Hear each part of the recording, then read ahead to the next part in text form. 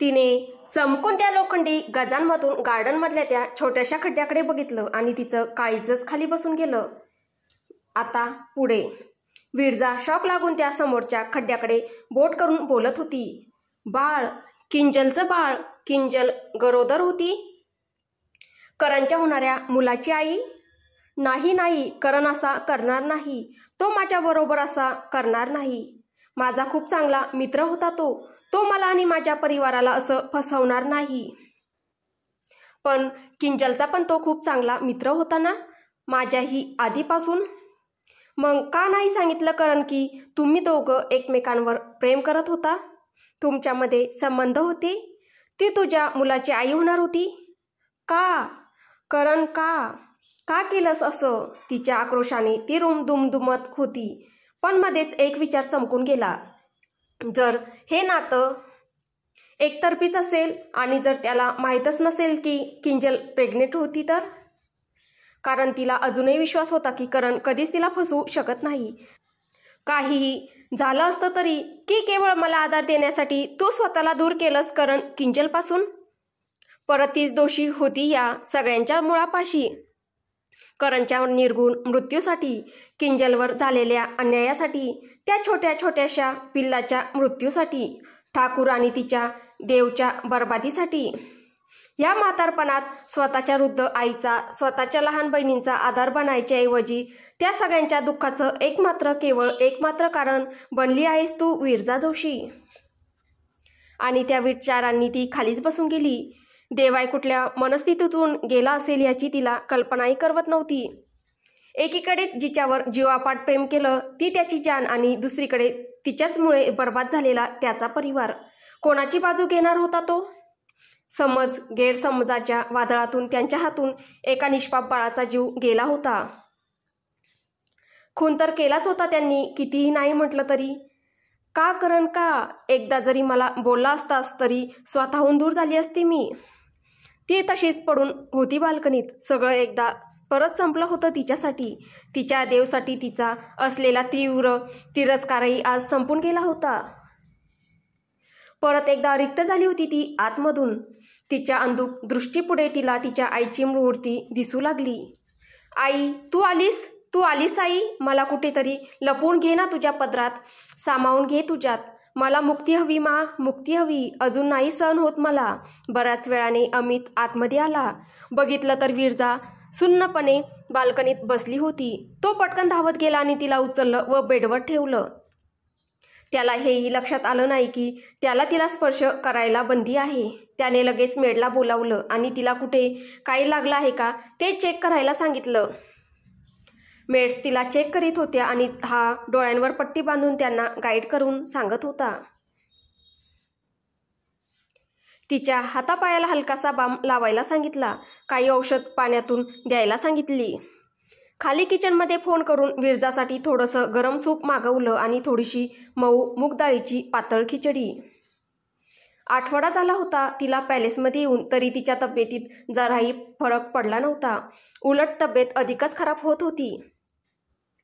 अमित आपली medical suitcase परत pack करत मनातल्या मनात विचार करत होता. देवायला लवकर सांगावं लागेल. तिला रक्त आणि ग्लुकोज चढवण्याशिवाय दुसरा पर्याय नाही, नाहीतर वाचणार नाही ती. पण मग त्याच्या डोक्यात एक विचार आला. ही आपोआप मेली तर कदाचित सगळेच प्रश्न सुटतील. त्याचा मित्र हिच्या जादूतून कायमचा मुक्त होईल. पण मग तो जिवंत राहील का?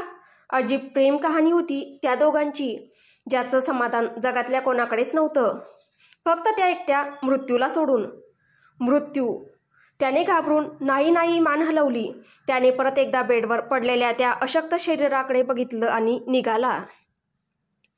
विरजा खाली पडल्याची खबर एव्हाना पॅलेसमधून देवाच्या केबिनपर्यंत पोहोचली होती. तो तसंच सगळं काम टाकून धावत आला तिच्याकडे. जिचा एवढा तिरस्कार करतो तिच्यासाठी धावत जाण्याची ही ओढ कदाचित जग समजू शकलं नसतं. त्यासाठी प्रेम करावं लागतं, देवाय कार्तिक ठाकूरसारखं जीव तोडून प्रेम. स्वतःचं काळीज जाळावं लागतं. देवाय बेडरूममध्ये आला. त्याने सगळ्यांना बाहेर जायला सांगितले. स्वतः तिच्या शरीराच्या जखमा बघितल्या. अगदीच हळूवारपणे तो तिला मलम लावत होता. प्रत्येक बोट फिरवल्यावर तो तिच्याकडे बघायचा आणि विचारायचा, दुखते का ग? आणि ती दुखत असूनही किंचित हसत बोलायची, नाही. आज पहिल्यांदा तिला तिच्या देऊच्या डोळ्यातले अश्रू दिसत होते.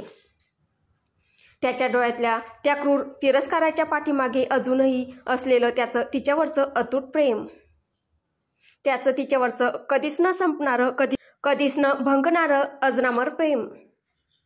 तिने हलकेच तिचा हात पुढे सरकवत त्याच्या हातावर ठेवला. त्याच्या डोळ्यातला मोती घरंगळत तिच्या कृश हातावर पडला. त्याला तो हात खूप पकडावासा वाटत होता, एकदम घट्ट, अगदी काळजाशी नेऊन तिथेच कायमचा गोंदवावासा वाटत होता तिचा तो स्पर्श. पण त्याऐवजी त्याने त्याचा हात तिच्या हातातून हलकेच काढून घेतला आणि दरवाजाच्या दिशेने जाऊ लागला. पण जाता जाता तिच्या त्या हाडकुळ्या हातावरच्या त्या ठळक हिरव्या निळ्या नसा त्याला गोठून गेल्या. जर ती अशीच खंगत राहिली तर जास्त वेळ नाही आहे तिच्याकडे, हे कळून चुकलं होतं त्याला. तिला त्याआधीच कमकुवत शरीराला सुळ्या टोचायचा त्रास नको म्हणून त्याने तिला ग्लुकोज किंवा रक्तही चढवू दिलं नव्हतं. कसा सहन केलं असतं? कोणी तिला थोडीशी तरी इजा केली तर तिथेच मारून टाकलं असतं त्या डॉक्टरला त्याने. त्या गोष्टीला पर्याय म्हणून त्याने तोंडावाटे औषध घेण्याची, टॉनिक्स, फळांचा रस, तिचं हेल्दी डाएट याच्यावर भर दिला होता. पण तिच्या अंगाला काही लागायचंच नाही, उलट जास्तीच खंगत चालली होती. देवाय रूमच्या बाहेर आला. त्याने अमितकडे बघितलं आणि बोलला, यू कॅन टच हर. तू तिला स्पर्श करू शकतो. तिला जे ग्लुकोज काही चढवायचं आहे ते चढव, पण तिला लवकर बरं कर. बोलताना शेवटी देव झालेला स्वर कोणाच्याच नजरेतून गेला नाही. अमितने पटकन मेड्स सांगून त्याच्या रूममध्ये जाऊन सगळे मेडिकल साधन मागवली. पटापट विरजाला ग्लुकोज चढवण्यात आले. ब्लड बँकेतून ब्लड आणण्यासाठी स्वतः राणा गेला होता, सितारा सिंगला घेऊन. विरजाला इंजेक्शन देताना बघून देवाय झटकन पाठीमागे वळला. इंजेक्शन तिला देत होते, पण कळा मात्र त्याला होत होत्या. जॉन, राणा, ध्रुव, जोसेफ, सितारा सिंग सगळेच आश्चर्याने बघत बसले. आपल्या शत्रूचा अतिशय क्रूरपणे खात्मा करणारा तो एका झटक्यात आपल्या हातातल्या समशेरीने समोरच्याची गर्दन गर्द करणारा तो आज साध्या एका इंजेक्शनला घाबरत होता. ते पण जे त्याला टोचलंच गेलं नव्हतं. परत त्यांना त्या दोघांमधल्या प्रेमाची तीव्रता कळून आली. इथे विरजाला ग्लुकोज आणि रक्त एकामागून एक चढवत होते. आता संध्याकाळ होत आली होती. मेड तर होत्याच तिथे विरजासाठी, पण अजून एक नर्स मागून घेतली होती अमितने हॉस्पिटलमधून. त्या सगळ्या तिथेच बसून विरजाच्या तब्येतीवर लक्ष ठेवत होत्या. अमित अधूनमधून चक्कर मारत होता आणि परिस्थितीचा अंदाज घेत होता. देवायला तिला असं सगळं नळ्या आणि सळ्यांमध्ये अडकलेलं बघवत नव्हतं. तो तडक तिकडून निघाला आणि स्टडी रूममध्ये जाऊन बसला. काही वेळाने ते ग्लुकोज सगळे काढण्यात आले. विरजा आराम करतच होती की तिच्या रूमचा दरवाजा नॉक झाला. आतमध्ये असलेल्या नर्सने दरवाजा उघडला. दरवाजावर तिची आई सुनीताबाई आणि लहान बहिणी प्रणाली आणि मिनू होत्या. आपल्या परिवाराला परत एकदा डोळ्यांसमोर बघून विरजाच्या डोळ्यातून अश्रू वाहू लागले.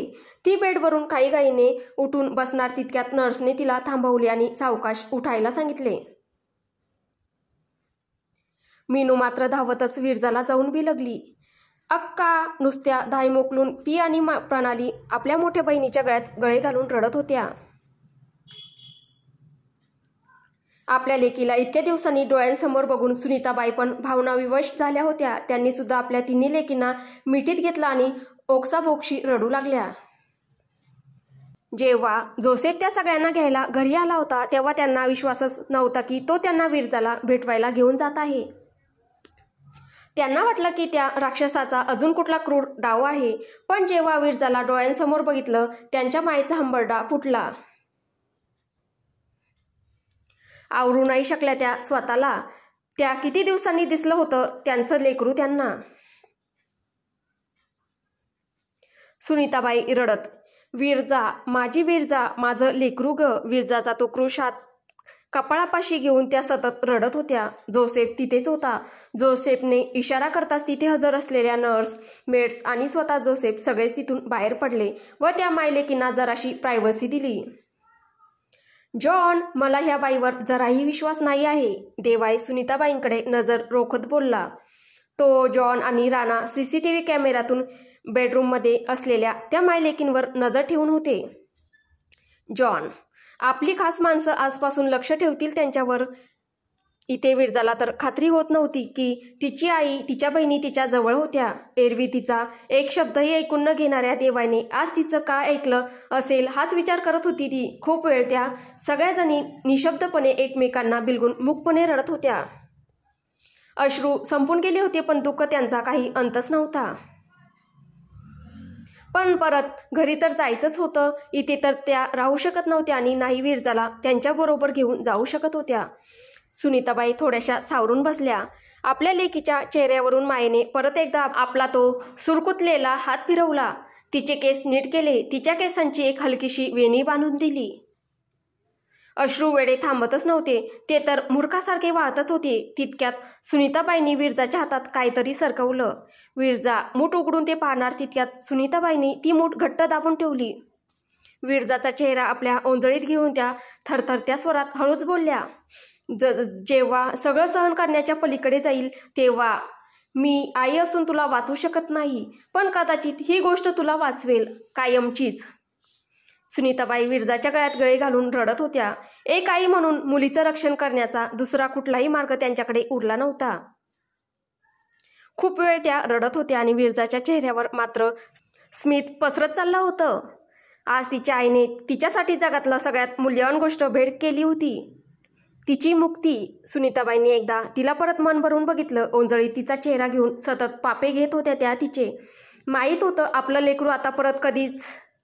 सुनीताबाई अगदी लहान मुलांसारखं भावनाविवश होऊन रडत विरजाला बोलल्या, पुढच्या जन्मी काही झालं तरी ह्या अभागी कपाळकरंटी आईच्या पदरात येऊ नकोस बाळा. ही नालायक आई तुझ्यासारख्या सोन्या लेकराचं रक्षण करण्यास असमर्थ आहे. नको येऊस माझ्या पोटी तू विरजा परत. विरजा, जगातील सगळ्यात चांगली आई आहेस तू. तुला माहीत नाही तू काय दिलं आहेस मला आज भेट म्हणून. मी नेहमीच तुझ्यावर प्रेम करत राहील आई. I will always love you ma. सुनीताबाईंना आता सहन होत नव्हतं दुःख. त्या तिथून उठल्या आणि ओठातला हुंदका दाबत दरवाजा उघडून बाहेर धावत गेल्या. मीनू आणि प्रणाली अजून तिथेच होत्या, विरजाच्या कुशीत आपलं डोकं टेकवून. मीनू आपले ते टपोरे डोळे मोठमोठे करून अक्काकडे बघत होती. अक्का, तू कधी येणार घरी? तुझी खूप आठवण येते. तू चल ना घरी, मी आईला सांगेल, ती नाही घराच्या बाहेर काढणार परत तुला. अक्का, मग येतेस ना तू घरी परत? काय सांगणार होती ती त्या एवढ्याशा जीवाला की तिची अक्का आज नंतर तिला कधीच दिसणार नाही? शेवटचीच भेट, शेवटचाच निरोप. विरजा मीनूला आपल्या काळजाची घेत अगदी करकचून मिठी मारते. तिचे खूप गालगुची घेते. तिचं इतकं छानसं रूपडं डोळ्यात सामावून घेते. सारखी त्या छोट्याशा बाळाला समजावून सांगत होती की तिचं यापुढे घरची मोठी आहे आणि तिलाच या घराला, आपल्या आईला, प्रणालीदीला सांभाळायचं आहे. शेरबच्चा आहे ती अक्काची. मीनू पण पटकन आपल्या डोळ्यातले अश्रू पुसून निरागसपणे आपल्या अक्काला प्रॉमिस देऊन मोकळी होते की सगळ्या कुटुंबाची जबाबदारी एकट्याने पेलेल. अक्का, तू काळजी करू नको, मी आहे ना. छोटूशी मीनूकडे विरजा मोठ्या कौतुकाने बघत होती. ती तिची एवढीशी छोटीशी बाहुली कधी इतकी मोठी झाली कळलंच नाही. विरजाने परत एकदा तिला काळजाशी कवटाळून घेतलं आणि तिचे मुके घेतले. प्रणाली, अक्का, मला तुझ्याशी बोलायचं होतं. माहीत नाही तुला परत कधी भेटता येईल की नाही. विरजा, बोल ना प्रणाली, काय झालं? प्रणाली मीनूला, मीनू, मला ना अक्काशी थोडं बोलायचं आहे, तू जाशील थोड्या वेळ बाहेर? प्रणालीने तसं बोलताच मीनूने रडवेला चेहरा केला. ते बघून प्रणाली तिला बोलली, मग 5 मिनिटांनी तुला परत लगेच बोलवते, प्लीज. मीनू नाराज होऊन एकदा प्रणाली दीकडे आणि एकदा आपल्या अक्काकडे बघते. अक्काने मान हलवताच ती तिथून उठते आणि बाहेर जाते, कारण ती एक गुड गर्ल होती जी आपल्या अक्काची प्रत्येक गोष्ट ऐकायची. मीनू तिथून निघून जाताच प्रणाली विरजाच्या गळ्यात पडून रडायला लागली. ती थांबत नव्हती. विरजा तिला सावरू लागली, पण प्रणालीने रडता रडता तिच्या कानात जे सांगितलं ते ऐकून ती जागीच थिजून गेली. तिचा विश्वासच बसत नव्हता. तिची स्वतःची बहीण विरजाला असं गोठून गेलेलं बघून प्रणाली तिला हलवून हलवून बोलली. अक्षरशः तिच्या पायावर डोकं ठेवून रडू लागली. सॉरी दी, चूक झाली माझ्याकडून, खूप मोठी चूक. मला माहीत नव्हतं असं काही होईल. मी तर ते करणजींना मदत म्हणून केलं. मला माफ कर दी, मला माफ कर. विरजाने प्रणालीकडे बघितलं. तिच्या डोळ्यातून करणबद्दलचं प्रेम तो गेल्यानंतरही ओसंडून वाहत होतं. विरजा मनात, अजून किती जीवांच्या, किती प्रेमांच्या मध्ये आली आहे मी. ती प्रणालीला आपल्या जवळ घेते आणि गप्प करते. एक शब्द नाही प्रणाली, एक शब्द नाही. यापुढे तुझ्या माझ्यातला एक शब्द काहीही झालं तरी कोणाकडे बोलू नकोस. या 4 भिंतीत तर नाहीच नाही. या भिंती पण त्या देवाई ठाकूरशी इमानदार आहेत. जर त्याला कळलं तर. या विचारानेच एकमेकांच्या मिठीतल्या त्या थरकापून गेल्या. त्याला कळता कामा नये, काही झालं तरी त्याला अजिबात कळता कामा नये. विरजा भीतीने थरथर कापत होती. करणला गमावून बसली होती. आता आपल्या लहान बहिणीला गमावून बसू शकत नव्हती, कधीच नाही. विरजा पटकन प्रणालीच्या कानात काही पुटपुटली आणि तिला सांगितलं, हा पत्ता लक्षात ठेव प्रणाली. काही झालं तरी हा पत्ता आणि हे नाव विसरू नको. उद्याच्या उद्याच आईला आणि मिनूला घेऊन हे शहर सोडून दे आणि परत कधी ह्या शहराकडे वळू नको, कदापिही वळू नको. अगदी तुझ्या अक्काचं मेलेलं तोंड बघायलाही परत येऊ नकोस. त्या दोघी बहिणी एकमेकांच्या गळ्यात हुंदके देऊन देऊन रडत होत्या. नशिबाने कुठे आणून ठेवलं होतं त्यांना. तिथे देवाय CCTVवर हे बघून अस्वस्थ होत होता. जसं एखादा राज त्याच्या पुढे उलगडला जात होता, पण त्याला कळत नव्हता. काश मी रूममध्ये व्हॉइस रेकॉर्डर बसवले असते तर. विरजा प्रणालीच्या कानात काहीतरी पुटपुटली, पण काय ते त्याला कळत नव्हतं आणि हीच बाब त्याला खात होती. इथे प्रणालीने गुपचूप आपल्या कपड्यातून एक कागद काढून अगदी लपवून तिच्या हातात ठेवला. विरजाच्या डोळ्यातल्या प्रश्नांना तिने उत्तर दिलं. करणजीचं शेवटचं पत्र तुला लिहिलेलं. ज्या दिवशी लग्नाच्या मंडपात त्यांना गोळी घालण्यात आली तेव्हा त्यांच्या खिशातून तिथेच पडलं होतं, रक्ताच्या थारोळ्यात. काही शब्द स्पष्ट आहेत तर काही शब्द त्यांच्या रक्तात भिजलेले. आणि एवढं बोलून प्रणाली हुंदके देऊन देऊन रडू लागली. देवा इथे अस्वस्थ झाला होता. त्याला एकतर त्या दोघींमधलं बोलणं कळत नव्हतं. प्रणालीचा चेहरा उलट्या दिशेने होता तर विरजाच्या चेहऱ्यावरचे भाव एकदम निर्विकार होते. विरजा प्रणालीला एकदम मिठीत घेत कुरवाळत, प्रणाली तू आता इथून निघून जा आणि परत कधीच ह्या पॅलेसकडे, ह्या शहराकडे परत वळून बघू नकोस. हे शहर घेऊन टाकेल सगळ्यांनाच जर ह्या शहरात राहिलंस तर. अगदी सकाळी सकाळी, अगदी पहाटे उजाडाच्या आधीच आईला मिनूला घेऊन दूर जा. मी सांगितलेला पत्ता आणि नाव लक्षात ठेव. चुकूनही विसरू नकोस. तिथे नक्कीच आसरा मिळेल. प्रणाली भरल्या डोळ्यांनी विरजाकडे बघत, आणि अक्का तू. विरजा हसत भरल्या डोळ्यांनी तिच्याकडे नकारार्थी मान हलवत बघते. माझे भोग अजून बाकी आहेत. तू निघ प्रणाली, लवकर निघ इथून. जराही थांबू नको, 1 मिनिटही थांबू नको. इथून निघताना कोणाशी एक शब्दही बोलू नकोस. पळ इथून. स्वतःचा आणि बाकी सगळ्यांचा जीव वाचव. पळ. प्रणालीला विरजाने अक्षरशः तिथून हाकललंच. तिच्या सुरक्षिततेसाठी हेच चांगलं होतं. का कुणास ठाऊक तिला सतत रूममध्ये नसूनही देवायची तीव्र विखारी नजर स्वतःवर असल्याचा भास तिला सतत होत होता. त्याने नक्कीच प्रणाली आणि तिच्यामध्ये झालेले संभाषण बघितले असेल. संशय न येईल एवढा महामूर्ख तो नक्कीच नव्हता. आता तो नक्की प्रणालीला गाठेल. विरजा तशीच बेडवरून उठली आणि धडपडत बाथरूमच्या दिशेने गेली. प्रणाली बाहेर आल्यावर नर्स आणि मेड्स लगेच रूमच्या आत आल्या होत्या, पण त्यांच्या आत येण्याच्या आधीच विरजा बाथरूममध्ये पोहोचली होती आणि तिने कडी लावून घेतली होती.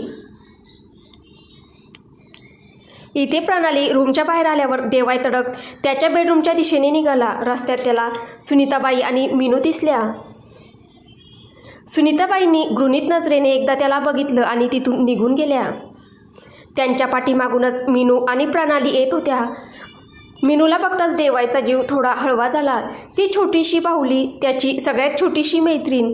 किती छान आणि निरागस नातं होतं दोघांमध्ये.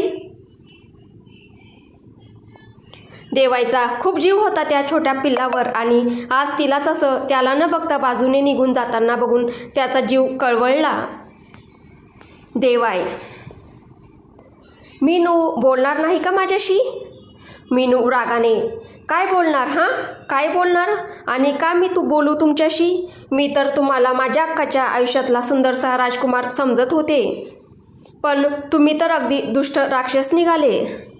किती छळलं तुम्ही माझ्या अक्काला, काय हाल केले तिचे, काय दोष होता माझ्या अक्काचा जे तुम्ही तिची इतकी वाईट अवस्था केली? देवाईकडे तिच्या कोणत्याच प्रश्नाचं उत्तर नव्हतं. काय उत्तर देणार होता तो त्या चिमुकल्या पोरीला? मीनू तिथून रडत रडत बाहेर पळत गेली. देवाईच्या डोळ्यातून अश्रू वाहत होते. देवाई, कसं सांगू मीनू तुला की काय चुकी केली तुझ्या अक्काने? माझ्यावर प्रेम केलं ही सगळ्यात मोठी चुकी केली आहे तिने, आणि खोटं केलं ही तर त्याहून मोठी चूक. देवाई तिथेच भावनाविवश उभा होता. प्रणालीला थांबवण्याचंही त्याला भान राहिलं नाही.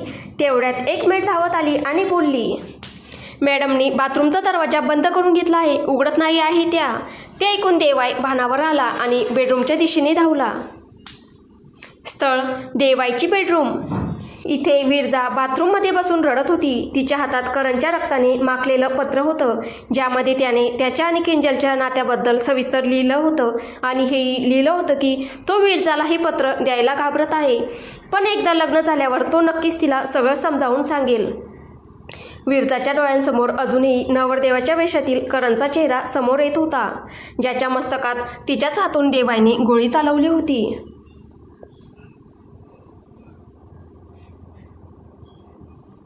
आज त्याचं रक्ताने भरलेलं पत्र तिच्या हातात होतं. विरजा, खूप उशीर केलास तू करण, खूप उशीर केलास. तू सुटलास, पण मी अजूनही इथेच आहे रे, आपल्या पापाच्या शिक्षेची वाट बघत. 215 मेले, मी जिवंत, एकटीच जिवंत, शेवटची जिवंत. करणने पत्रात कुठेही किंजलच्या प्रेग्नन्सीचा उल्लेख केला नव्हता, त्यामुळे त्याला ह्या प्रेग्नन्सीबद्दल काही माहीत नव्हतं हे तर स्पष्ट झालं होतं. पण देवाईने ते मान्य केलं असतं का? आणि मान्य करूनही काय फरक पडणार होता? नकळत का होईना गुन्हा तर त्यांच्या हातून झालाच होता.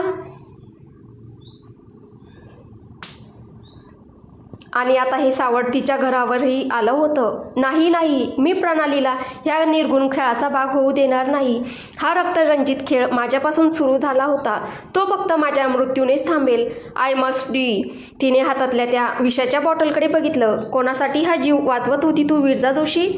कसला एवढा हा मोह ह्या अस्थिपंजर अशक्त शरीराचा? पिऊन टाक, संपवून टाक हा खेळ एकदाचा. तिने बॉटल तोंडाला लावली, पण मध्येच थांबली. नाही, एक हिशोब बाकी, अजून एक हिशोब बाकी, त्याच्या प्रेमाचा एक हिशोब अजून बाकी, नाहीतर मुक्ती नाही. तिच्या डोळ्यांपुढे तो तरळला, तिचा निष्पाप देव. काही दोष नव्हता त्याचा, तरी सगळ्यात जास्त शिक्षा त्यालाच मिळाली. तिने तसंच भरल्या डोळ्यांनी त्या बॉटलचं बूच परत लावलं. ती बॉटल आणि ते पत्र छातीशी कपड्यांच्या आत लपून ठेवलं, आणि ती बाथरूममधून बाहेर पडणार तेवढ्यात देवायचं तो दरवाजा तोडून आत आला. पहिल्यांदा तर त्याने टेन्शनमध्ये ती ठीक आहे की नाही ते बघितलं. नंतर मात्र रागाने त्याचा हात तिच्यावर उचलला गेला, पण मध्येच स्वतःला थांबवत त्याने तिच्या बाजूच्या भिंतीवर मारलं. तिथलं मार्बल फ्लोरिंग तुटलं. त्याची मूठ रक्तबंबाळ झाली, पण त्याची त्याला पर्वा नव्हती. विरजा जोशी आजकाल त्याचा सारखा पेशन्स ट्राय करत होती, अगदी तुटेपर्यंत. वेळ रात्री 12ची. स्थळ देवाईची बेडरूम. देवाई बाल्कनीत उभा राहून सिगार पित होता. मध्येच हवेत धूर सोडून एक नजर विरजावर टाकत होता. ती अजून मान खाली घालूनच बेडवर बसली होती. तो कधीपासून तिच्या गाढ झोपण्याची वाट बघत होता, की ती झोपली की तिला आपल्या कवेत घेऊन त्याला झोपता येईल. पण आज विरजाचे झोपायचं कुठलंच चिन्ह दिसत नव्हतं. ती जागीच होती. विरजा अगदी हळू आवाजात थँक्यू. पहिल्यांदा तर देवाईला विश्वास बसला नाही की त्याच्याशी स्वतःहून बोलली, ते पण पूर्ण वाक्य. तो तसाच तिच्याकडे बघत बसला. तिने नजर वर करून त्याच्याकडे बघितलं, तसं त्याचा श्वासच अडकला.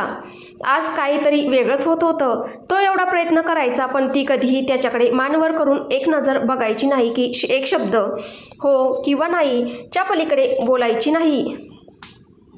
आणि ती स्वतःहून त्याच्याशी बोलते. देवाय डोळ्याची पापणी ही हलवत नव्हता. चुकून हे दिवा स्वप्न तुटून जाईल याची भीती वाटत होती त्याला. विरजा भरल्या डोळ्यांनी देवायला बघते आणि बोलते, अजून काही मागितलं तर देणार का? देवाय, तुला सोडून तू काहीही माग, कारण तू फक्त माझी आहेस. एवढं बोलून देवाईने हातातील सिगार फेकली आणि दरवाजाच्या दिशेने जायला लागला. त्याला भीती वाटत होती की तो जर अजूनही तिथे थांबला तर विरजा त्याच्याकडून असं काही मागेल की ती त्याच्यापासून अजून दूर चालली जाईल. विरजा, देव, माझा देव. तिच्यापासून दूर जाणारा पाठमोऱ्या देवायची पावलं जागीच थबकली. हे काय मागितलं तिने म्हणून तो हळूहळू मान मागे वळून तिच्याकडे बघू लागला. ती भरल्या डोळ्यांनी त्याच्याकडे बघत होती. चेहऱ्यावर एक खिन्न हसू होतं. देव, माझा देव, मिळेल का मला एका दिवसासाठी, अगदीच काही तासांसाठी? एकदा त्याला बघायचंय, त्याच्या मिठीत शिरायचं आहे, एकदा फक्त. एकदाच या विरजा जोशीला देवचं बनायचं आहे, कायमचंच, फक्त त्याचं. मग मरण आलं तरी बेहत्तर. तर पुढे काय होईल हे आपल्याला पुढच्या भागात पाहायला भेटेल. तुम्हाला ही कथा कशी वाटते आहे कमेंटद्वारे नक्की कळवा. कथा आवडत असेल तर व्हिडिओला लाईक करा, शेअर करा. कथेचे पुढील भाग ऐकण्यासाठी आपल्या चॅनलला सबस्क्राईब करा. धन्यवाद.